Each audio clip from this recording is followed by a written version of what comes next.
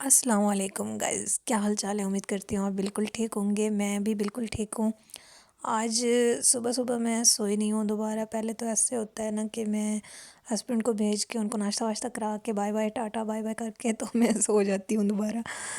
तो आज ये था कि मैं सोई नहीं हूँ और मैंने सारा जो है किचन साफ़ किया, घर साफ़ किया पूरा।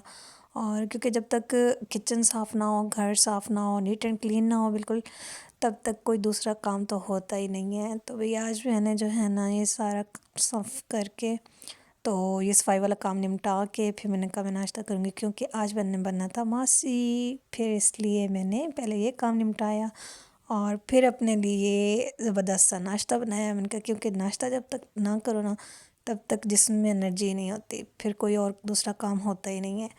तो पहले मैंने कहा यहाँ पे मैं नाश्ता बनाऊँ अपने लिए, क्योंकि इसके बाद मैंने धोने थे कपड़े और कपड़े धोने के से पहले मैंने कहा अच्छा सा मज़ेदार सा नाश्ता कर लूँ।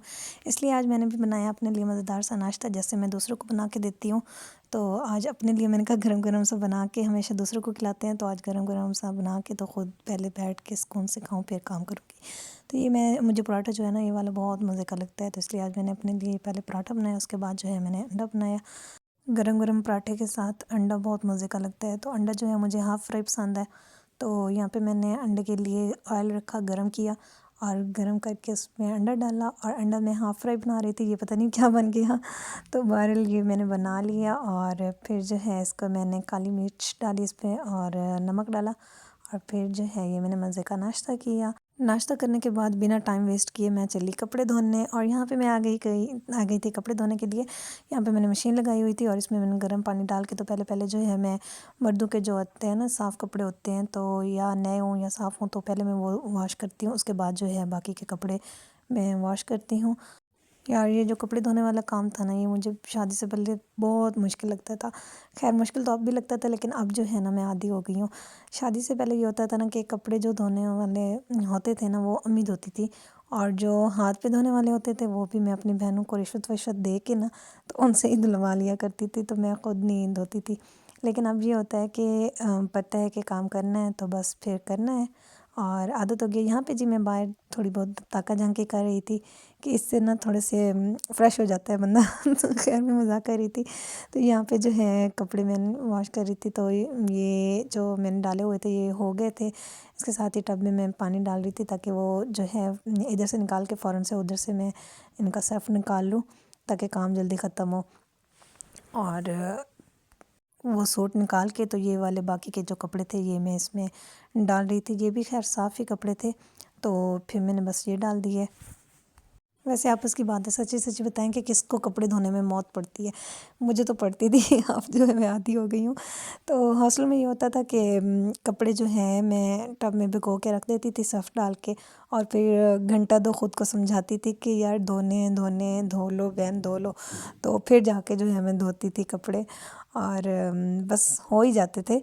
अब वो टाइम जब याद आता है तो हँसी आती है, क्योंकि अब ये होता है ना कि पता होता है धोने हैं, तो जैसे ही हफ़्ता आता है तो पहले ही मतलब सोच लेती हूँ कि फ़लाँ दिन मैंने कपड़े वॉश करने हैं। अच्छा, यहाँ पे जो है ना मुझे सर्फ़ एक्सेल इस्तेमाल करते हुए बड़ा गिल्टी फ़ील हो रहा था, क्योंकि जब मैं ग्रॉसरी के लिए गई हूँ ना तो वहाँ पे दूसरा मुझे कोई सर्फ़ मिला नहीं है। वहाँ पे बोनस पड़ा हुआ था और एरियल पड़ा हुआ था, तो वो दोनों जो है ना कपड़े बिल्कुल नहीं साफ़ करते। तो फिर मुझे मजबूरन ये उठाना पड़ा, लेकिन फिर भी लेने से लेकर और इस्तेमाल करने तक मुझे मतलब मेरा दिल ही नहीं मान रहा था। ख़ैर लिया था तो फिर इस्तेमाल भी करना था, तो यहाँ पे मैंने वो इस्तेमाल कर लिया। और यहाँ पे जो है मैं ये ठंडा पानी ऐड कर रही थी, क्योंकि पानी जो है वो मुझे कम लग रहा था। मैं कपड़े जो है ऊपर वाले एरिया में ही वॉश करती हूँ, क्योंकि ऊपर जो है ना फिर कपड़े लेके नीचे वॉश करो तो ऊपर लेके जाना बड़ा मुश्किल होता है, इसलिए ऊपर ही वॉश कर लेती हूँ। तो यहाँ पे नीचे जो है ना मैंने अपने हस्बैंड के कोट भिगो के रखे हुए थे पानी में भिगोकर सर्फ़ डालकर। तो फिर मैंने कहा जैसे मुझे बीच में टाइम मिलेगा ना तो ये मैं वॉश कर लूँगी।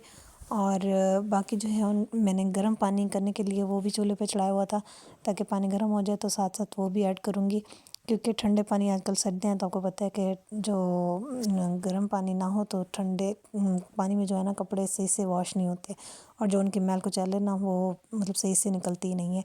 वैसे यहाँ पे ये होता है ना कि हम लोग टैंकर डलवाते हैं तो फिर वो जो है ना टंकी में पानी ठंडा ही रहता है।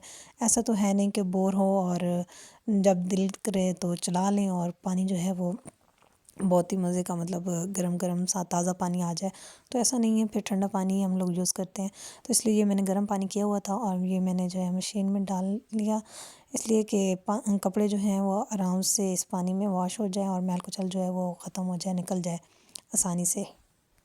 वैसे मुझे लगता है जो है ना सर्दियों में कपड़े धोना बड़ा मुश्किल काम है एज़ कम्पेयर टू गर्मियों के। मतलब गर्मियों में कपड़े इतने मोटे भी नहीं होते और गर्म पानी का भी कोई झंझट नहीं होता और ठंड भी नहीं होती, आराम से ठंडा पानी मतलब वो भी नहीं लग रहा होता।